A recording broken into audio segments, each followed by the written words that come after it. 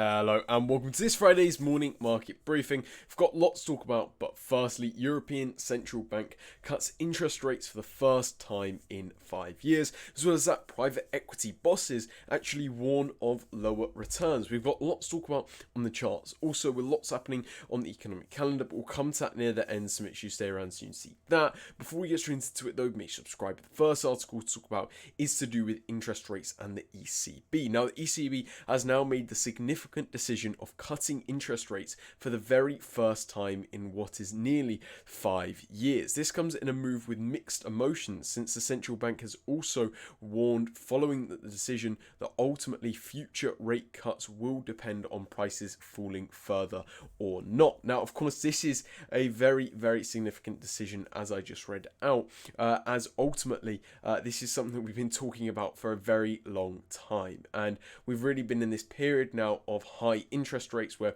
rates across the kind of developed world have stayed at their kind of multi-year highs, decade-year highs, such as with the Bank of England, such as with the US and the Fed, and such as with the Eurozone and the ECB. And this has had dramatic effects on the market. And even the second article that we're going to talk about today, that references the very high interest rates that markets have had to deal with, as high interest rates have really stalled business in certain areas, especially with certain businesses, and therefore markets have been greatly affected. So this kind of topic of interest rate cuts is something that we've been actively discussing and always speculating over who might be the first central bank to actually cut interest rates, and speculating around the first date that interest rates may be cut. And obviously things have changed greatly across the last year, and even ending off last year when of course, many of you will remember we were even talking of interest rate rises ending off last year for central banks such as the ECB, but especially the Fed. But as we came to the end of last year, we were then very much talking about interest rate cuts. And interestingly, around that time, it was really the ECB and the Fed that were almost battling it out to see who was going to be the first to lower interest rates and cut interest rates, basically.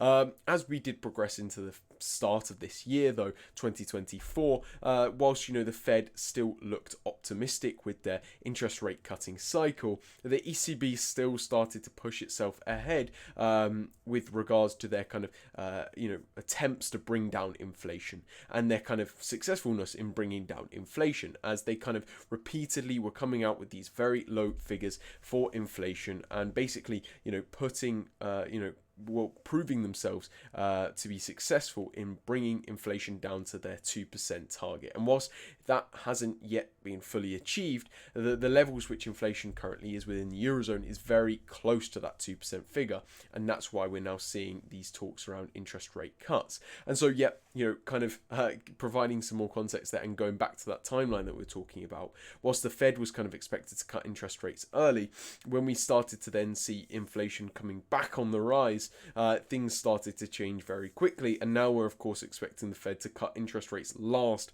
out of those kind of three key central banks that we're always talking about, with the Fed even being expected to cut interest rates beginning as late as September, with the comparison of the ECB obviously cutting interest rates now, and the Bank of England being expected to do the same very soon.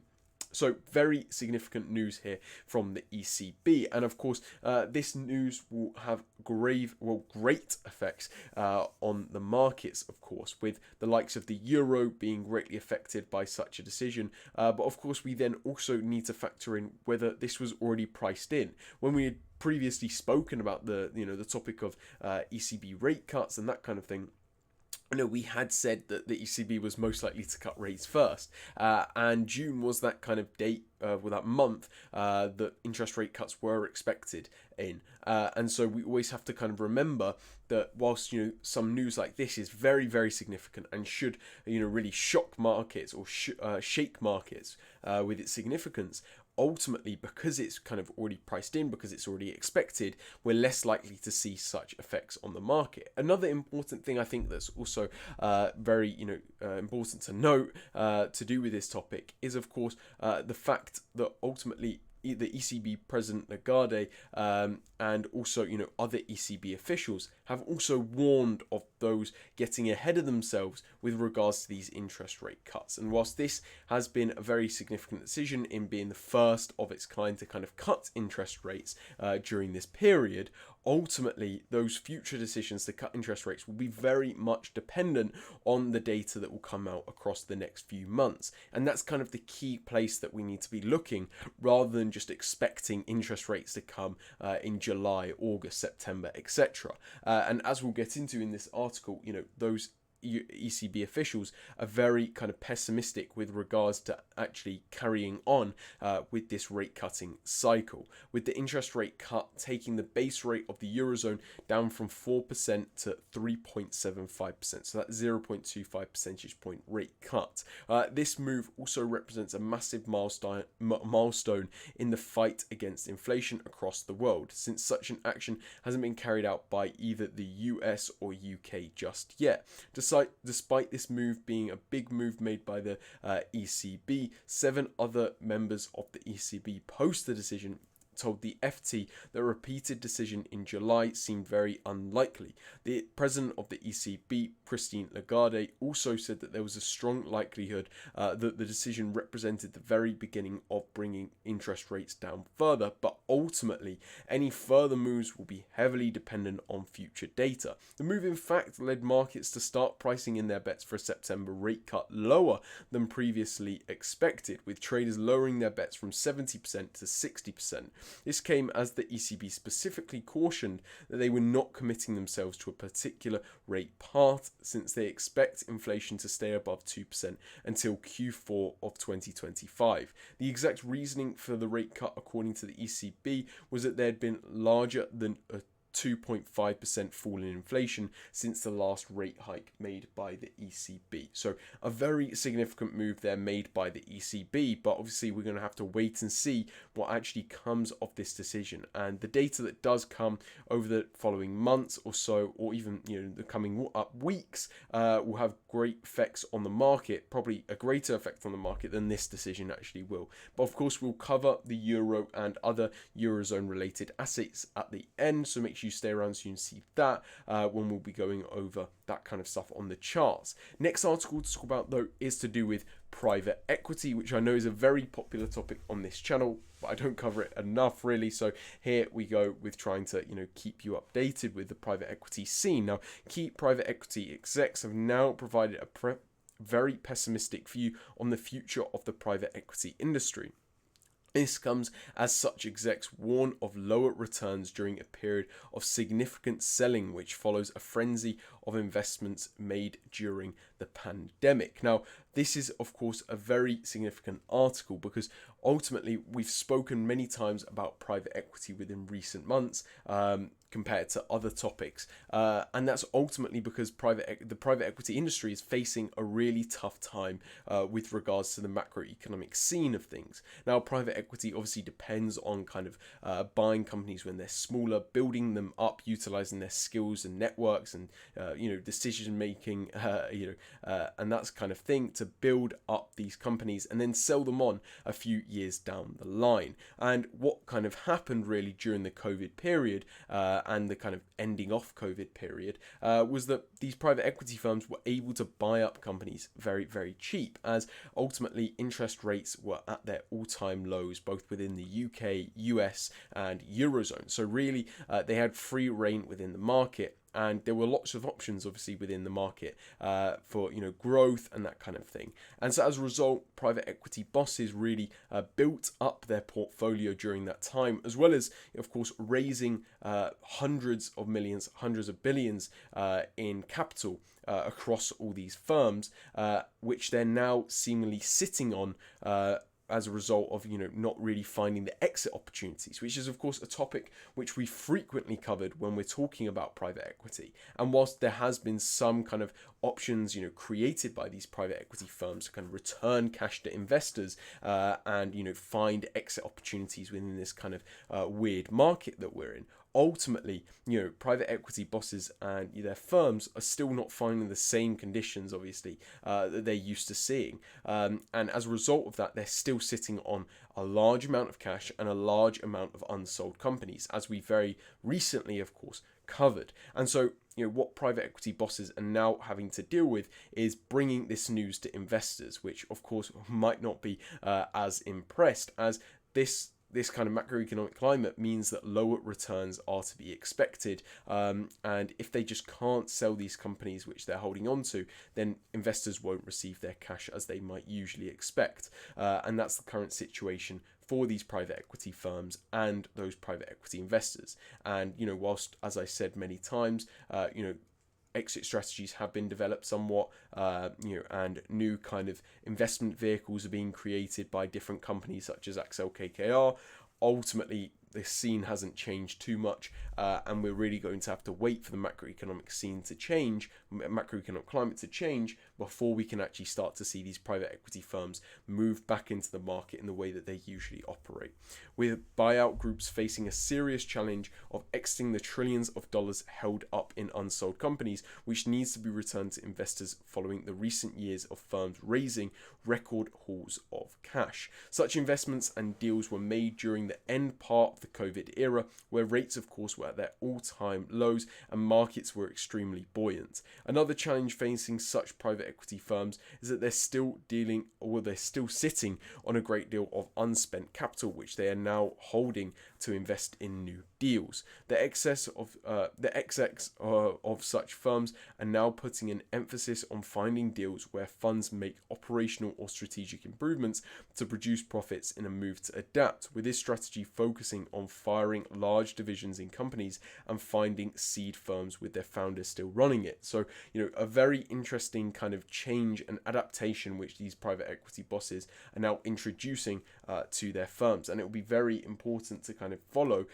as we do kind of see this change within the market. So, but that's all to talk about on the articles. Next to talk about, like always, is the charts, where we are actually seeing quite a bit shape up ending off the week. This kind of always really happens, in my opinion, where we'll have not too much stuff take place at the start of the week for a certain asset, but as we end off that week, we then start to see the momentum kick in as some data gets released, some decisions are made, and that sort of thing. And what we're kind of seeing now develop on the US 30 is price finally pushing to the upside once again, but still finding its resistance within this key liquidity zone around the 39,000 level.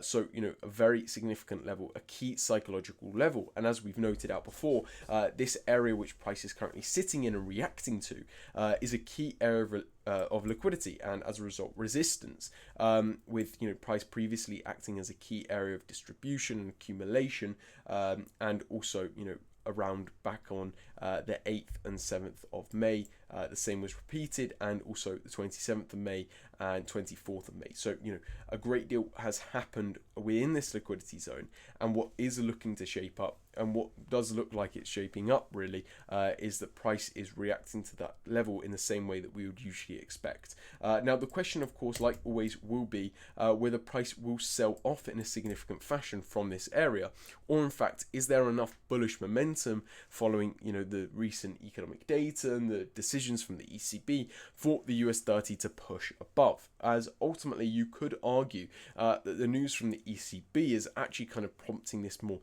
bullish perspective for US markets, as well as this kind of first interest rate cut within the kind of world of these advanced central banks may influence the decision making of other central banks. And if they kind of see that one central bank has already dipped their toes in the water, others may be willing to also jump in, and possibly that's what US investors are also considering, and that's why we're seeing this now bullish swing to the upside. But like I just said, the question is, of course, whether price can break above this liquidity zone, or whether price will react to this area and sell off from it. Next to talk about is the dollar, where unlike the US 30, there's not as much to say, but as we kind of would expect, price is staying within this key liquidity zone, which price has been dealing with a great deal recently.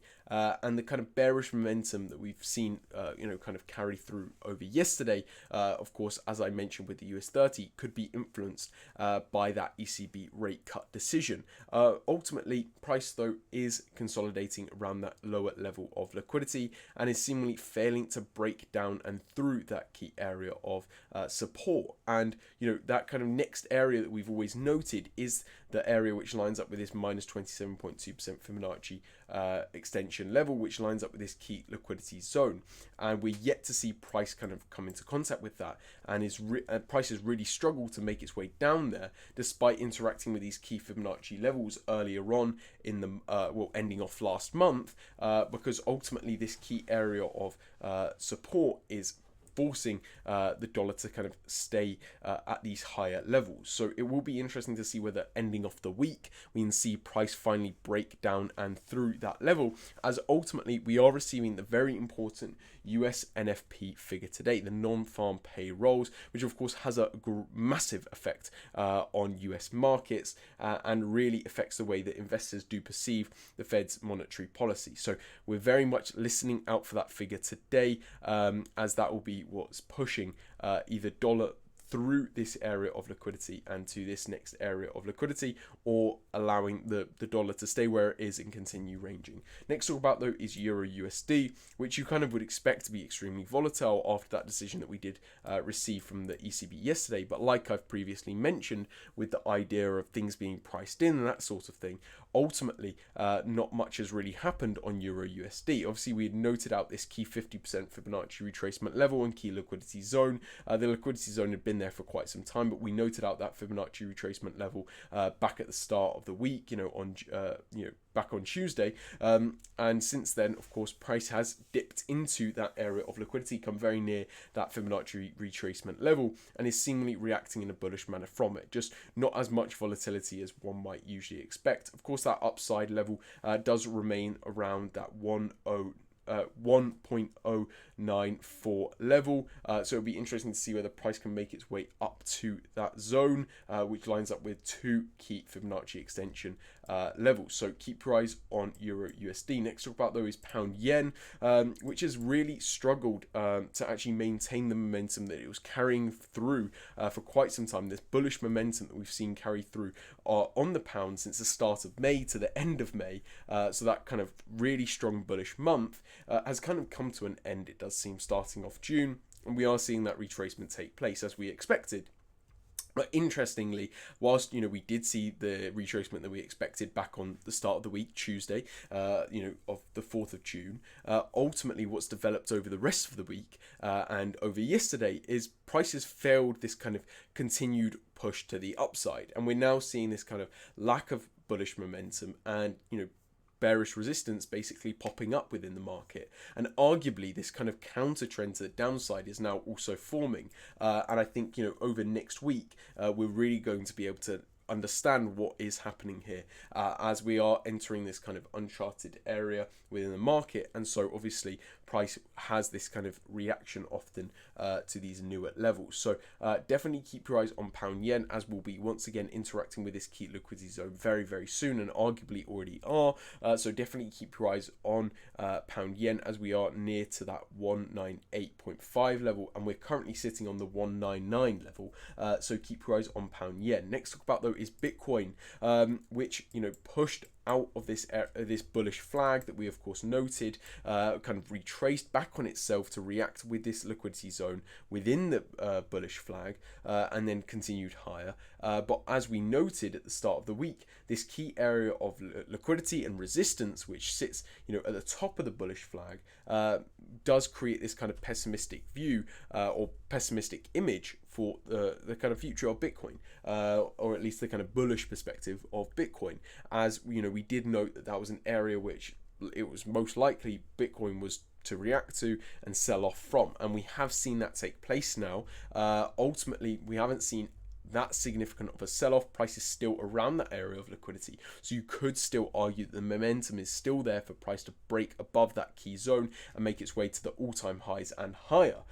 So it will be interesting to see how things do develop over the rest of the week, as of course Bitcoin carries through into the weekend. So keep your eyes on Bitcoin throughout today and over the weekend. Next to talk about is gold, which actually has made this kind of bullish upswing since Tuesday this week, when of course price was forming this quadruple bottom at this key liquidity zone. So price has now swung from that area to the upside over the day, which of course I did not record a morning market briefing, and yesterday.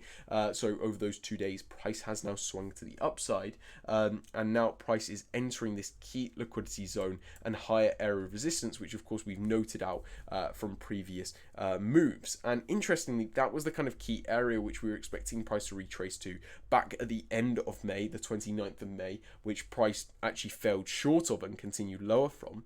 And so it will be interesting to see whether we can see a serious reaction from this level, or in fact is the overall market sentiments for gold still bullish. Lastly to talk about though is oil, which I wish we had more time for, but I've kind of waffled on for too long, as oil really has taken this massive swing to the upside since the last market briefing that I of course did, where price had made its way all the way down to $77 a barrel at this key liquidity zone on the very much bottom side of the market, not seen last until the start of February. But since then, over those past 2 days, and now on Friday, prices swung back to the upside from that key liquidity zone and is now sitting around this 38.20 Fibonacci retracement level, which is very significant, of course, to note, as price is currently above the $80 a barrel level, which is a key psychological level. So it'll be very interesting to see how oil does end off the week, as it is sitting at this key Fibonacci retracement level, and of course so much has happened over this week with oil.